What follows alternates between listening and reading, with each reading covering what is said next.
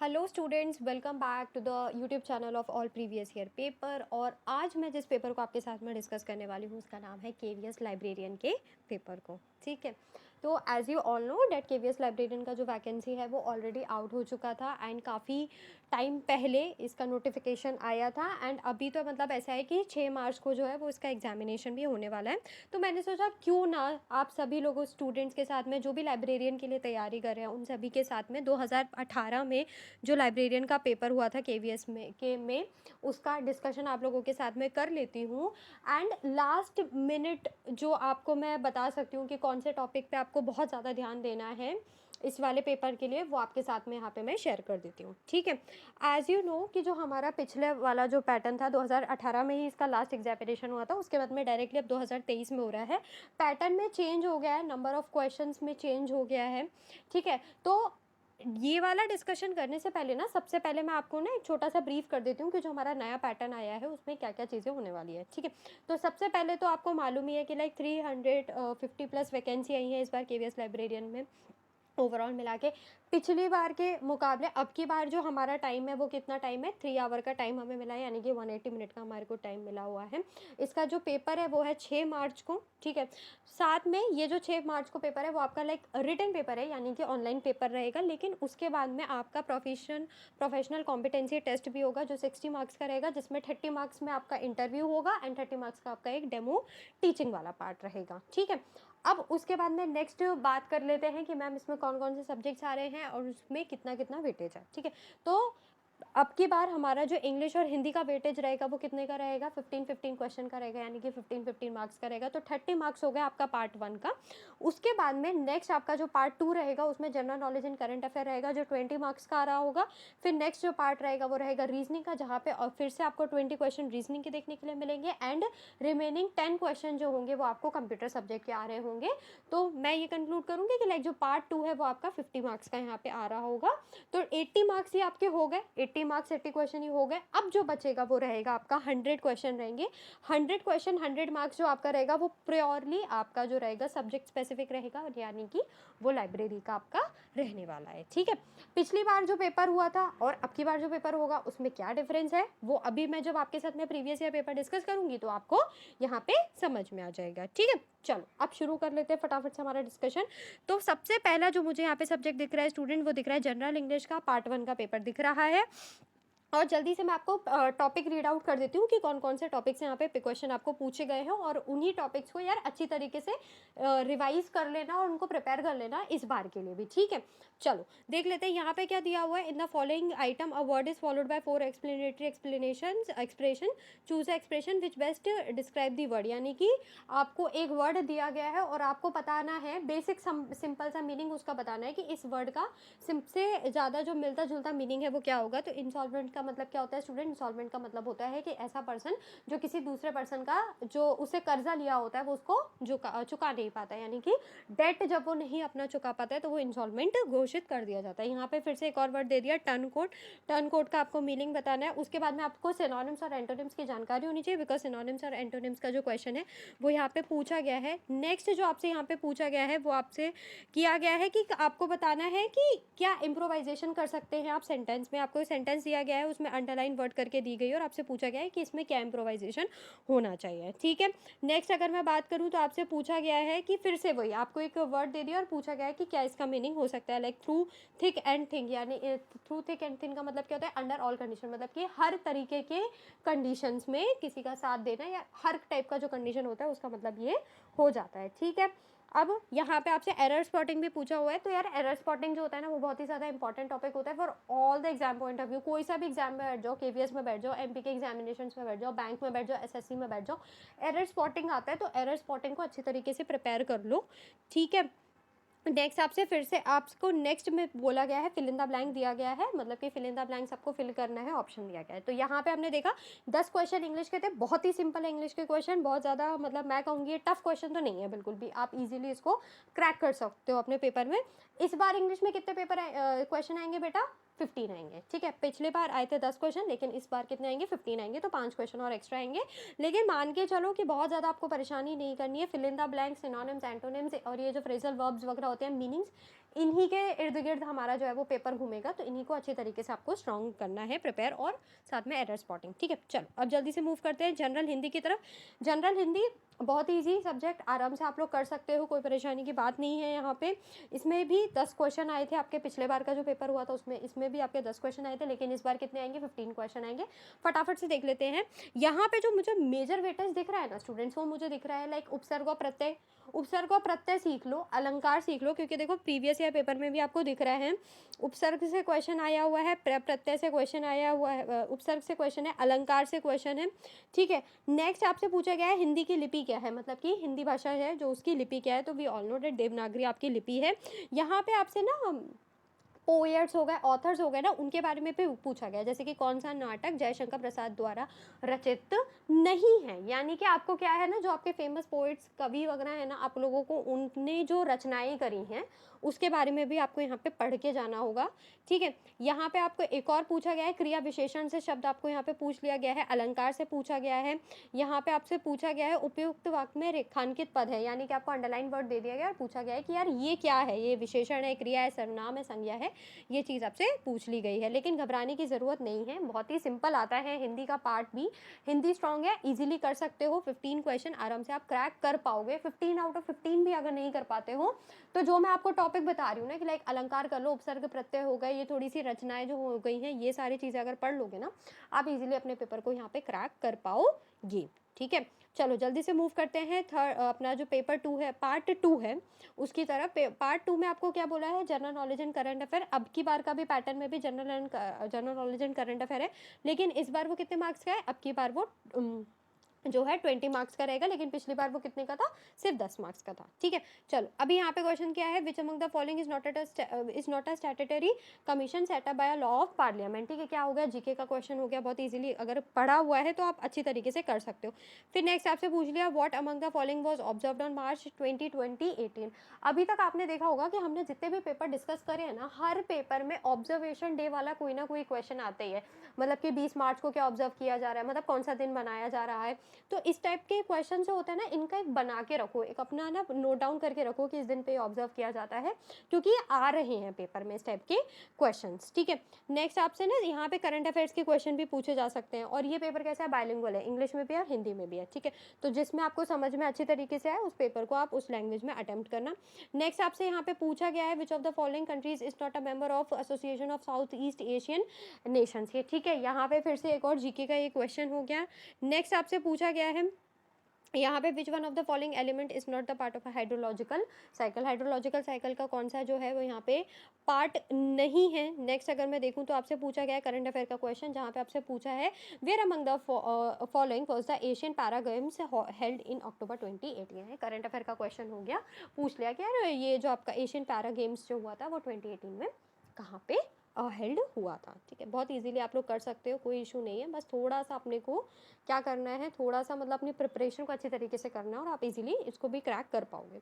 Next आ गया reasoning ability. Reasoning ability काफ़ी simple topic, और हमेशा मैं बोलते आ रही हूँ रीजनिंग के सब्जेक्ट को स्ट्रॉन्ग करो, हर जगह पे आता है, और मार्क्स ना इसमें बहुत अच्छे तरीके से आप गेन कर सकते हो। इसका मैं एडवांटेज ये रहता है ना, मार्क्स जल्दी मिल जाते हैं इसमें, कॉन्सेप्ट क्लियर, एक बार में आपने आंसर लगाया आपको मार्क्स मिलेगा। ठीक है, यहाँ पे अगर मैं देखूँ तो आपको बहुत ज़्यादा सिंपल, काफ़ी ज़्यादा सिंपल टाइप का क्वेश्चन पूछा गया है, लाइक ऑर्डर एंड रैंकिंग का क्वेश्चन दिया है student, order and ranking, coding decoding का क्वेश्चन है, इमेज वाले क्वेश्चंस को कर लो प्रिपेयर, इमेज वाले क्वेश्चन आ रहे हैं पेपर में, ये है। नेक्स्ट जो है क्यूब एंड डाइस का क्वेश्चन है, बहुत इजीली आप कर सकते हो। फिर पैरा जंबल टाइप का एक क्वेश्चन है, मतलब कि जंबल वर्ड एक क्वेश्चन है, जंबल वर्ड दे दिया है और आपसे पूछ लिया है कि कौन सा जो है वो टीम स्पोर्ट नहीं है इनमें से, आपको वो बताना है। इंसर्ट मिसिंग नंबर, एक पैटर्न फॉलो हो रहा है, उस पैटर्न का पता लगाओ और नेक्स्ट नंबर बताओ। फिर आपसे क्या पूछ लिया गया है, एक एनालॉजी टाइप का क्वेश्चन है, इकोलॉजी जो है वो एनवायरनमेंट से रिलेटेड है, तो बताओ हिस्टोलॉजी होगा वो किस चीज़ से रिलेटेड होगा। ठीक है, बहुत इजीली आप कर सकते हो। फिर आपसे नंबर ऑफ ट्राइंगल्स पूछ लिया गया है, रीजनिंग का काफ़ी इंपॉर्टेंट टॉपिक है, एसएससी वगैरह के जो एग्जामिनेशन होते हैं यहाँ पे काफ़ी ज़्यादा आपको दिख रहा होता है। नंबर सीरीज का क्वेश्चन आपसे पूछ लिया गया और क्लॉक का भी क्वेश्चन यहाँ पे आपसे पूछ लिया गया है। ठीक है, अगेन पिछले बार जो था 10 मार्क्स का था, लेकिन इस बार कितने का आएगा, 20 मार्क्स का रहेगा। रीजनिंग में तो मैं ये बोलूँगी कि ना मतलब कोई सा भी टॉपिक हो अच्छी तरीके से कर लो। कोडिंग के क्वेश्चन हो गए, ऑर्डर एंड रैंकिंग हो गया, एनालॉजी क्लासिफिकेशन सीरीज हो गया, इमेज के क्वेश्चंस हो गए, काफ़ी इंपॉर्टेंट रहते हैं, पेपर में आते भी हैं और बहुत इजीली बनते भी हैं, तो इनको अच्छी तरीके से आप प्रैक्टिस कर सकते हैं। ठीक है, चलो नेक्स्ट देखते हैं कंप्यूटर लिटरेसी। कंप्यूटर लिटरेसी अब की बार जो है ये पेपर में 10 मार्क्स का आने वाला है, ठीक है। तो इसको देख लेते हैं, यहाँ पे अपने को क्या क्या देखने के लिए मिला है। यहाँ पे आपसे पूछा है an operating system is responsible for dash computer system while an application system is required for dash, ठीक है। मतलब सिंपल सा क्वेश्चन है। यहाँ पे आपसे साइजेस पूछ लिया है कि 1 MB बड़ा है, मतलब 1 MB 1 KB 1 GB, मतलब डिक्रीजिंग ऑर्डर में बनाना है। डिक्रीजिंग ऑर्डर मतलब बढ़ते से छोटे क्रम के में आपको इसको लगाना है, बहुत ईजिली आप लगा पाओगे। यहाँ पे आपसे पूछ लिया गया है कि यार URL जो होता है वेब पेज का वो क्या होता है, ये पूछ लिया गया है। कंप्यूटर सिस्टम की कैपेबिलिटी क्या नहीं है इसमें से, मतलब कि कंप्यूटर का कैपेबिलिटी इनमें से क्या नहीं है वो पूछ लिया है। वायरस जो होता है कंप्यूटर में वो क्या क्या आपका मतलब कि कर सकता है, तो यार रेप्लिकेट कर सकता है, मतलब खुद को वो रेप्लिकेट कर लेता है, मतलब कि उसकी बहुत सारी कॉपीज बना लेता है। उसके बाद में एक हो गया कि वो आपके फाइल्स को डिलीट कर देता है हार्ड डिस्क में से, तो ये वाला है cause viral fever to the user. ये तो मतलब बहुत ही इनअप्रोप्रिएट ऑप्शन हो गया, तो हमारा करेक्ट आंसर है कि मतलब वो वायरल फीवर थोड़ी ना करेगा आपके कंप्यूटर को, तो ये आपका क्या हो गया यहाँ पे करेक्ट आंसर हो गया, ठीक है। चलो आगे बढ़ते हैं, देखते हैं फिर से एक पूछा गया which of the following is not an operating system. Operating system इसमें से क्या नहीं है, ये आपसे पूछा गया है, तो आपने आंसर यहाँ पे लगा सकते हो इजीली। फिर पूछा गया था कॉम्बिनेशन ऑफ अ डैश की एंड अ डैश की is use for printing the document file in MS word. MS word में कौन सी फाइल की का यूज करोगे तो आप प्रिंट कर सकते हो, मतलब प्रिंट निकाल सकते हो। बहुत ही जाहिर से बहुत सिंपल सा है, Ctrl+P करोगे और आप इसको निकाल पाओगे, ठीक है। चलो यहाँ पे आपका ऑप्शन नंबर 1 जो हो गया वो हो गया करेक्ट आंसर हो गया, ठीक है। चलो आगे बढ़ते हैं, तो ये आपका हो गया कंप्यूटर का सब्जेक्ट। कंप्यूटर के लिए मैं आपको ये बोलूँगी, आपका जो विंडो ऑपरेटिंग सिस्टम हो गया, हार्डवेयर सॉफ्टवेयर, आपके जो मेमोरीज हो गए ना, इनपुट एंड आउटपुट डिवाइसेस हो गए, उनको अच्छे तरीके से पढ़ लेना। शॉर्टकट कीज से डेफिनेटली कोई ना कोई क्वेश्चन आता ही है, उसको अच्छे तरीके से कर लेना। और जो नया टॉपिक्स इस बार जुड़े हैं, ठीक है, जो कंप्यूटर के सिलेबस में जो नया टॉपिक्स आए हैं, इंफॉर्मेशन कियोस्क के, इंफॉर्मेशन टेक्नोलॉजी के, ठीक है, इन सबको अच्छी तरीके से पढ़ लेना, डिजिटल सिग्नेचर्स वगैरह के, क्योंकि ये काफ़ी ज़्यादा इंपॉर्टेंट टॉपिक्स हैं, इनसे क्वेश्चन आपको मिलेंगे ही मिलेंगे पेपर में, तो इनको अच्छी तरीके से प्रिपेयर कर लेना। चलो अभी आता है पार्ट 2, मतलब कि हमारे अकॉर्डिंग ये क्या है, अब की बार के पेपर के अकॉर्डिंग पार्ट 3 है, सब्जेक्ट कंसर्न, यानी कि लाइब्रेरी वाला पार्ट देख लेते हैं, जल्दी से इसको देखते हैं इसमें क्या क्या दिया हुआ है। तो इसमें ना देखो, पेपर में डिस्कस कर रही हूँ, लेकिन ना आपको सबसे पहले मोटा मोटा मैं आपको ये बता रही हूँ कि इनमें से आपको सबसे ज़्यादा जो मेन इंपॉर्टेंट टॉपिक है ना, वो आपको क्या प्रिपेयर करने हैं। तो यहाँ पे ना देखो, कोलन क्लासिफिकेशन हो गया, इसको अच्छी तरीके से प्रिपेयर कर लेना। Laws of library science, library के स्टूडेंट हो तो बहुत अच्छी तरीके से सबको रटे होते हैं, लेकिन एक बार और जो आपके 5 लॉ है ना लाइब्रेरी साइंस के, इनको अच्छी तरीके से पढ़ लेना, ठीक है। उनका क्या क्या इम्प्लीकेशंस है, कहाँ कहाँ पे इम्प्लीमेंट होते हैं, ये सारी चीज़ें पढ़ लेना। उसके बाद में आपके जो लाइब्रेरी के एक्ट हैं, पब्लिक लाइब्रेरी के एक्ट जिस जिस ऑर्डर में आए हैं, जिस जिस स्टेट में है, उन सब का डिटेल पढ़ लेना। हमारे लाइब्रेरी में जितने भी सेक्शंस हैं उनके बारे में पढ़ लेना, यार कितने सेक्शन हैं, हर सेक्शन का क्या क्या वर्क है, इस चीज़ को अच्छी तरीके से पढ़ लेना। 2018 से और 2023 के बीच में आपका जो भी लाइब्रेरी में डेवलपमेंट हुआ है ना, मान के चलो अपना नेशनल लाइब्रेरी में जितने भी न्यू पब्लिकेशंस हैं, मतलब कि जितने भी उन्होंने नया कुछ पब्लिश किया, ठीक है, इन सारों का एक बार में पढ़ लेना, इनके बारे में सारी चीज़ें जो है ना वो आप लोग पढ़ लेना, क्योंकि यहाँ से क्वेश्चन आपको बन सकता है, ठीक है। उसके बाद में आपके ये जितने भी डॉक्यूमेंट्स निकल रहे होते हैं ना, उनकी फ्रीक्वेंसी क्या है, मतलब कि कोई मैगजीन है तो वो वीकली बेसिस पे आ रही है, मंथली बेसिस पे आ रही है, इस टाइप के क्वेश्चन जो होंगे उनको अच्छी तरीके से पढ़ लेना। रेफरेंस सर्विस और रेफरेंस सोर्स, इससे क्वेश्चन बनता ही बनता है, इसके बारे में पढ़ लेना, ठीक है। उसके बाद में आपका आ गया यहाँ पे अपनी बुक्स, जो भी नया बुक आया हुआ वो बहुत ज़्यादा हेडलाइन न्यूज़ में रहा होगा ना, उसके बारे में अच्छी तरीके से एक बार देख लेना, हो सकता है कि वहाँ से जो आपका क्वेश्चन होगा वो आ जाएगा। एंड मोस्ट इंपॉर्टेंटली आपका इंफॉर्मेशन टेक्नोलॉजी का जो सब्जेक्ट है, देखो स्टूडेंट्स, अभी ऐसा है कि जो लाइब्रेरी है ना वो बहुत ज़्यादा कैसा हो गया ना, मतलब मेजर जगहों पे डिजिटलाइज हो गया है, मतलब कि अभी कैसा ज़माना है, कंप्यूटर वाला ज़माना है, ठीक है। तो इन्फॉर्मेशन टेक्नोलॉजी के बारे में पता होना चाहिए। इन्फॉर्मेशन टेक्नोलॉजी आपका एक सब्जेक्ट भी होता है लाइब्रेरी में, ठीक है। तो उसके बारे में भी अच्छी तरीके से पढ़ लेना, क्या क्या चीज़ें रहती हैं, क्या क्या नया डेवलपमेंट आया है, क्या नए सॉफ्टवेयर्स आए हैं, क्या क्या उसमें चेंजेस हुए हैं, क्या अपग्रेडेशंस हुए हैं, ये सारी चीज़ें पढ़ लेना, ठीक है। चलो अब जल्दी से ना अपन कर लेते हैं यहाँ पे डिस्कशन स्टार्ट। तो यहाँ पे आपको क्या दिया हुआ है, who developed 7 faces of information literacy. यार इंफॉर्मेशन लिटरेसी आपका एक टॉपिक रहता है लाइब्रेरी में, यहाँ से आप इसको कर सकते हो। फिर आपको पूछा गया है इंडियन लाइब्रेरी रिव्यू जो है वो किसका ब्लॉग है। देखा मैंने बोला था ना, ये सारी चीज़ें जो जो डिफरेंट आ रहा है ना, इसको पढ़ लो। देखो कोलन क्लासिफिकेशन से क्वेश्चन पूछा है, which is not the part of a CPU, यानी कि देखो इन्फॉर्मेशन टेक्नोलॉजी आपका जो सब्जेक्ट रहता है वहाँ से कंप्यूटर का आपसे एक क्वेश्चन पूछ लिया गया है, ठीक है। नेक्स्ट आ जाओ, AACR2 इज रिप्लेस्ड बाय, मतलब कि AACR2 को किसने रिप्लेस कर दिया है, ये पूछ लिया गया है। DB, डी बेस क्या है, यानी कि डेटाबेस क्या है आपका, एप्लीकेशन सॉफ्टवेयर है, सिस्टम सॉफ्टवेयर है, इंटरनल स्टोरेज है, एक्सटर्नल स्टोरेज है, क्या है, ये आपसे पूछा है, इसको कर लेना। Raja Ram Mohan Roy national agency for ISBN is located at, ठीक है। ये वाला जो पार्ट है इसको भी अच्छे तरीके से अपन कवर कर लेते हैं यहाँ पे। यार ये जो आपके जितने भी एसोसिएशंस हैं ना, जैसे मान के चलो इंडियन लाइब्रेरी एसोसिएशंस हैं, इंडियन लाइब्रेरी एसोसिएशन हो गया, ठीक है, ये राजा राम मोहन फाउंडेशन हो गया, ये सारी जो चीज़ें हैं ना, इनको अच्छी तरीके से एक बार गो थ्रू कर लेना। इनमें जो जो अभी 2018 से 2023 के बीच में जो जो नया चीज़ें आया होगा ना, उसको एक बार ये पढ़ लेना, क्योंकि यहाँ से क्वेश्चन बनने की संभावना रहती ही रहती है, ठीक है।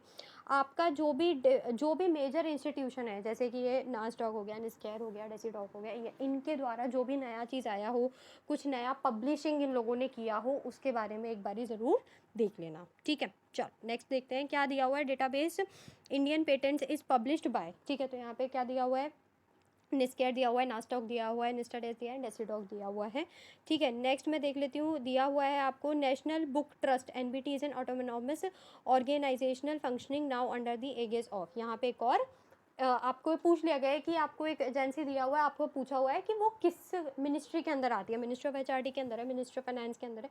तो ये जो चीज़ें हैं ना, इनको भी एक बारी अच्छे तरीके से आप पढ़ लेना, और मेरी मानो तो एक बार ये प्रीवियस ईयर पेपर मैं तो डिस्कस कर ही रही हूँ, इसको एक बार अटेम्प्ट ज़रूर कर लेना, ठीक है। नेक्स्ट आपसे पूछा गया है which of the following is not a section of main section in entry in CCC। अब ये जो एंट्री आपको सिखाई जाती हैं स्टूडेंट्स, इनको ज़रूर पढ़ लेना कि मेन एंट्री में क्या क्या चीज़ें आएंगी, एडिशनल एंट्री में, एडेड एंट्री में क्या क्या चीज़ें आती हैं ना, इनको देख लेना, क्योंकि इसमें से क्वेश्चन बन जाता है, ठीक है, इसमें क्वेश्चन जो है वो आपका बन जाता है, ठीक है। नेक्स्ट देख लेते हैं, which of the following is a publication of central reference library Kolkata, ठीक है। देखो मैंने बोला था ना, जो आपका पब्लिकेशंस है ना, इनको एक बारी ज़रूर रीड आउट कर लेना। चलो नेक्स्ट पेज की तरफ बढ़ते हैं। यहाँ पे क्या दिया हुआ है, 3 card system was devised by, 3 card system जो था किसके द्वारा डिवाइस किया गया था। फिर पूछ लिया गया है अफ्रीकन रिकॉर्डर जो है वो किस टाइप का पब्लिकेशन है, ठीक है, क्या ये डायरेक्टरी है, क्या ये बिब्लियोग्राफी है, क्या ये न्यूज़ डाइजेस्ट है, या फिर ये बायोग्राफी है, ये आपसे यहाँ पे पूछ लिया गया है। चल नेक्स्ट देखते हैं, पूछा गया है facts on file is published by, फिर से कि ये वाला जो चीज़ ये जो इनका जो पब्लिकेशन है ये किसने किया है, किसने इसको पब्लिश किया है, ये पूछ लिया गया है।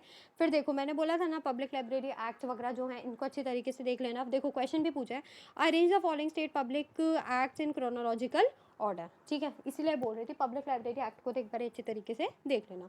देखो फ्रीक्वेंसी भी मैंने आपको बोला था, फ्रीक्वेंसी एक बार ही देख लेना। फ्रीक्वेंसी भी डेटा इंडिया की पूछी गई है, किसकी, डेटा इंडिया की जो रिलीजिंग या फिर पब्लिशिंग का जो फ्रीक्वेंसी है वो क्या रहता है, ठीक है। रेफरेंस सोर्स कौन सा इसमें से ऐसा, which of one of the following is regarded as supplement to all types of reference resources, reference sources के बारे में यहाँ पे आपसे पूछा गया है। SR Ranganathan use dash term for mobile library, यानी कि SR रंगनाथन जी के द्वारा मोबाइल लाइब्रेरी के लिए इनमें से कौन सा जो वर्ड है उसको यूज़ किया गया है, वो पूछ लिया गया है। नेक्स्ट आपसे पूछा है, अच्छा हाँ, लाइब्रेरी बजट जो है ना, ये भी एक इंपॉर्टेंट टॉपिक है, इसको भी अच्छे तरीके से रीड आउट कर लेना। यहाँ पे पूछा है the major part of the special library budget is spent on, मतलब कि जो आपका मतलब लाइब्रेरी का बजट है उसका जो मेजर पार्ट होता है वो कहाँ पे दिया जाता है, मतलब कहाँ पे स्पेंड किया जाता है, ठीक है। तो देखो पब्लिक लाइब्रेरी, फिर से एक और आ गया क्वेश्चन, तो पब्लिक लाइब्रेरी एक्ट पढ़ लेना। फिर आपका CC मैंने बताया था, इसको अच्छे तरीके से रीड आउट हमारे को करना ही है। नेक्स्ट आपसे पूछ लिया गया, in which Indian state there is no provision of library size on its public library act. Public library act से काफ़ी क्वेश्चन है स्टूडेंट्स, इनको अच्छे तरीके से हमें रीड आउट करना ही करना है। नेक्स्ट पूछा गया है what is the frequency of Lisa print version, मतलब कि लीजा और जो इसका प्रिंट वर्जन है उसका क्या फ्रीक्वेंसी है, मंथली है, वीकली, हाफ ईयरली, एनुअल है, ये आपको बताना है। Part J of CCC edition 5 deals with, यानी कि CCC में जो पार्ट J है वो किस चीज़ के बारे में है, मतलब किस चीज़ के बारे में वो हमें बताता है। इसे ये क्वेश्चन आपसे यहाँ पे पूछ लिया गया है। नेक्स्ट जल्दी से चलते हैं, हमसे पूछा गया है CODEN is related to, CODEN जो है वो किस चीज़ से रिलेटेड है। नेक्स्ट आपसे पूछ लिया गया है ई ज्ञान कोर्स जो है वो नेशनल डिपॉजिटरी इम्प्लीमेंटेड बाय, मतलब कि ई ज्ञान कोर्स जो है उसका किसके द्वारा उसको इम्प्लीमेंट किया जाता है। यहाँ पे आपसे ये क्वेश्चन पूछ लिया गया है। ISBN का फुल फॉर्म यहाँ पे आपसे पूछ लिया गया है। नेक्स्ट आपसे पूछ लिया गया है कि research in progress bulletin is an example of, research in progress bulletin जो है वो किस चीज़ का एग्जांपल है, SDI है, CS है, डॉक्यूमेंट्री डिलीवरी सिस्टम है, या फिर एक ट्रांसलेशन है। नेक्स्ट आपसे पूछा है ना which set of rules is applicable for exchange of files over internet, आपसे ये क्वेश्चन पूछा गया। अगेन इंफॉर्मेशन टेक्नोलॉजी का एक क्वेश्चन है। Delivery of books act was enacted in year, ये जो एक्ट्स वगैरह आते हैं ना, इनको एक बार रीड आउट कर लेना, क्योंकि इनके जो इनको इनैक्ट किया गया या फिर इनमें जब चेंजेस हुए गए ना, वो वाले जो ईयर है वो पेपर में वो लोग पूछ रहे हैं। ठीक है, नेक्स्ट चलते हैं। यहाँ पे पूछा गया है who authored manual of library economy, manual of library economy को किसने कौन है इनके ऑथर, कौन से हैं, कौन है, ये पूछा गया है। फिर बोला गया है when was the Indian library association established, मतलब कि इंडियन लाइब्रेरी ILA जो है वो कब इस्टेब्लिश हुआ, ये क्वेश्चन आपसे पूछ लिया। नेक्स्ट आपसे पूछ लिया गया है who invented the concept of deep web, deep web का जो कॉन्सेप्ट था किसके द्वारा मतलब कि इंट्रोड्यूस किया गया था, किसने बताया था। बहुत ही ज़्यादा मतलब सभी बच्चों को जो पता होना चाहिए क्वेश्चन, नेशनल लाइब्रेरियन डे जो होता है इंडिया में वो कब सेलिब्रेट किया जाता है, ये आपको पता ही होना चाहिए। नेक्स्ट हमसे पूछा गया है नेशनल मेडिकल लाइब्रेरी जो है वो कहाँ पे लोकेटेड है, यानी कहाँ पे स्थापित है। तो यहाँ पे आपको फिर से 4 जो है आपको ऑप्शन दिए गए हैं। नेक्स्ट आपसे पूछा गया है who is regarded as father of bibliography, यानी कि फादर ऑफ बिब्लियोग्राफी किसको कहा जाता है, किनको बोला जाता है, ये पूछा गया है आपसे। नेक्स्ट बोला गया है in CC 6th edition the main class W denotes, मतलब फिर से कि W जो है वो किस चीज़ को डिनोट करता है, ये पूछा गया है। Next operating system developed by Google for mobile phone is called, मतलब कि ऑपरेटिंग सिस्टम जो गूगल के द्वारा बनाया गया है मोबाइल फ़ोन्स के लिए उसको हम क्या कहते हैं, ये आपसे पूछा गया है। नेक्स्ट हमसे पूछ लिया गया है यहाँ पे arrange the following units of storage capacity in increasing order of magnitude, मतलब कि इन्फॉर्मेशन टेक्नोलॉजी का फिर से एक क्वेश्चन आ गया। Indian library science abstract is developed by, मतलब कि इंडियन लाइब्रेरी साइंस एब्स्ट्रैक्ट जो है वो किसके द्वारा पब्लिश किया जाता है, ये आपसे नेक्स्ट क्वेश्चन में पूछ लिया गया है। नेक्स्ट पूछा गया है stock verification is an activity, stock verification है वो किस सेक्शन का एक्टिविटी है, एक्विजिशन का है, सर्कुलेशन का है, पीरियडिकल का है, मेंटेनेंस का है। ये जो बहुत ही बेसिक चीज़ है, मतलब फर्स्ट ईयर में आप लोगों को पढ़ाया जाता है तो आपको मालूम ही होना चाहिए। नेक्स्ट पूछा गया है नेशनल लाइब्रेरी वीक जो है वो कौन से मंथ में सेलिब्रेट किया जाता है। नेक्स्ट पूछ लिया गया है आपसे which law of library science advocates the reading of unused material from the library, यानी कि मैंने आपको बताया था लॉज ऑफ लाइब्रेरी साइंस जो है उनके इम्प्लीकेशंस क्या हैं, ये सारी चीज़ों को अच्छी तरीके से पढ़ लेना। डिफरेंट टाइप्स के थ्योरी फॉर्मेट में आपसे इससे क्वेश्चन पूछ सकता है, जैसे कि 146 नंबर ऑफ क्वेश्चन में उन्होंने पूछा हुआ है। नेक्स्ट क्वेश्चन आपसे पूछा गया है यूनिवर्सल डेसिमल क्लासिफिकेशन, यानी UDC जो है वो किस चीज़ का एक एग्जाम्पल है, मतलब कि किस टाइप का ये क्लासिफिकेशन है, ये पूछा गया है। और फिर नेक्स्ट आपसे पूछा गया है the Nehru memorial museum and library is an autonomous institutional functioning under, फिर से मतलब कि ये जो जितने भी बॉडीज़ हैं ना वो कौन सी मिनिस्ट्री के अंदर आते हैं, इस टाइप के भी क्वेश्चन यहाँ पे आपसे पूछे गए हैं। ठीक है, तो ये क्या था, ये आपका एक 2018 में जो लास्ट टाइम पे आपका लाइब्रेरी का पेपर हुआ था उसका एक ओवरव्यू था, और मैंने आपको इंपॉर्टेंट टॉपिक्स जो हैं वो भी बताए हैं, सारे ही सब्जेक्ट्स के आपको क्या क्या पढ़ने हैं। तो आई होप आपको अच्छी तरीके से ये वाला जो वीडियो है वो समझ में आया होगा। पेपर में किस टाइप के क्वेश्चंस हैं वो भी आपको समझ में आया होगा कि किस टाइप के क्वेश्चन पूछे गए होंगे। तो पेपर आसान तो नहीं है, बट ऐसा नहीं है कि आप कर नहीं सकते, अगर आपने तैयारी करी गई है तो हम उसको आपको करवाएंगे। ठीक है, चलो, अगर आपको वीडियो अच्छा लगा हो तो इस वीडियो को सब्सक्राइब कर दे, वीडियो को लाइक कर देना, चैनल को सब्सक्राइब कर देना।